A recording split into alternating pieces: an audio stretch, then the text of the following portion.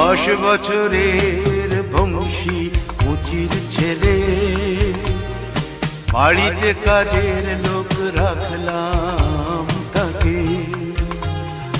10 বছরের বংশী মুচির ছেলে, বাড়িতে কাজের লোক রাখলাম তাকে।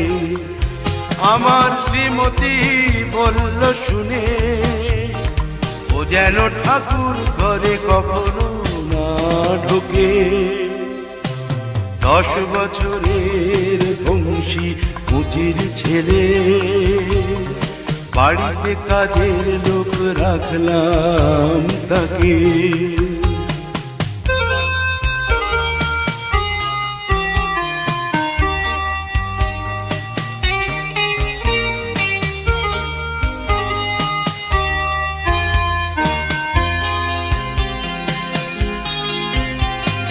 বললাম ফেলে দাও আজে বাজে জাতের বিচার, চললাম মার কাছে শ্রীমতী যে দিল ঝংকার।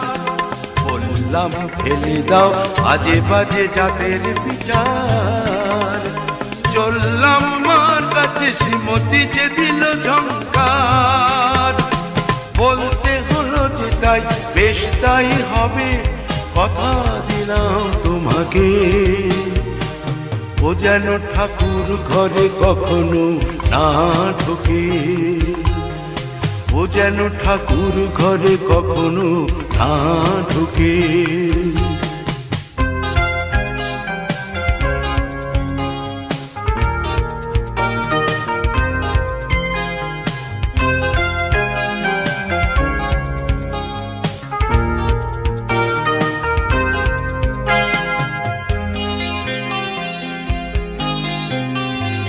বাড়ির যে গিন্নি তার খুশি করতে আগায়, বংশী করলো শুরু যাকে বলে অধ্যাবসায়।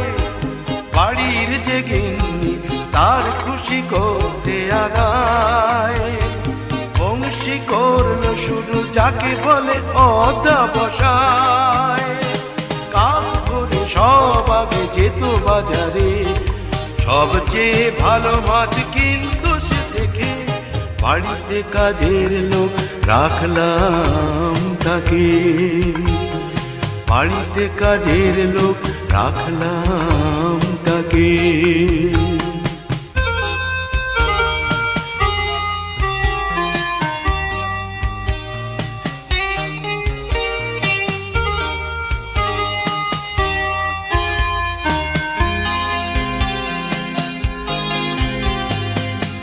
কাজ করতো যে খাটতো সে ভূতের মতন, ক্রমে ক্রমে হয়ে গেল শ্রীমতীর বেশ প্রিয়জন। কত কাজ করতো যে খাটতো সে ভূতের মতন, ক্রমে ক্রমে হয়ে গেল শ্রীমতীর বেশ প্রিয়জন। হাতের ছোঁয়ায় সে যে করলো আপন, ঠাকুর ঘরটা ছাড়া সারা বাড়িটাকে। বাড়িতে কাজের লোক রাখলাম তাকে। 10 বছরের বংশী মুচির ছেলে, বাড়িতে কাজের লোক রাখলাম তাকে।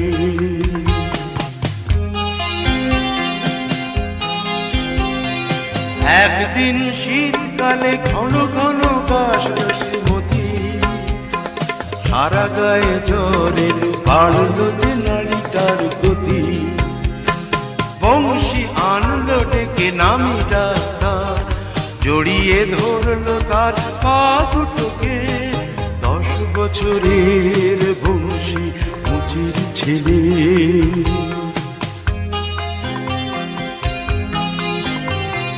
ছাড়লো না জ্বর তবু কিছুতেই সারলো না কাশি।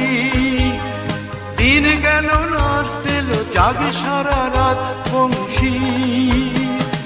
ঘর ছেড়ে গেল না সে একটিবারও, অবাক হলাম তার সেবা করা দেখে।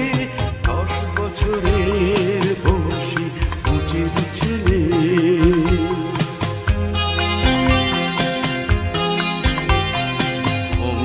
স্বপ্ন পেল মাঝরাতে, মাঝরাতে গঙ্গায় নিয়ে একটি রক্ত জবা রেখে দিতে ঠাকুরের পায়ে।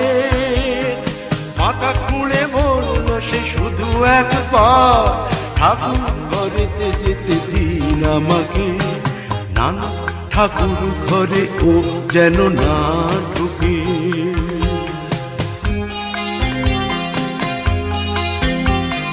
বললাম হয় না তা ও ঘরেতে যাবে না তুমি, অজ্ঞান রুগীকে ঠকাবো না কখনো আমি।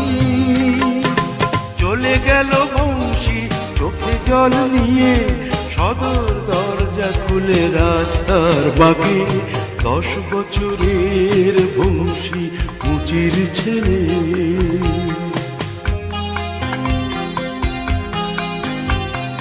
ভোরবেলা চেয়ে দেখি জবা ফুল ঠাকুরের পায়ে, রেখে গেছে বংশী গঙ্গার জলেতে ধুয়ে।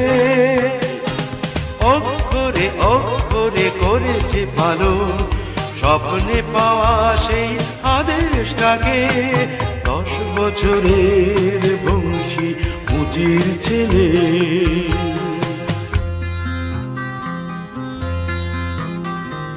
ডাক্তার যা পারেনি বিস্ময়ে দেখলাম সেটা, ধীরে ধীরে খুলে গেল শ্রীমতীর 2 চোখের পাতা। দৌড়ে গেলাম আমি গঙ্গার ধারে, দেখলাম নিষ্প্রাণ এক বংশীকে। মনে হলো বলছে সে, মনে হলো বলছে সে মার কথা যে না শোনে। বাঁচতে যে নেই গো তাকে,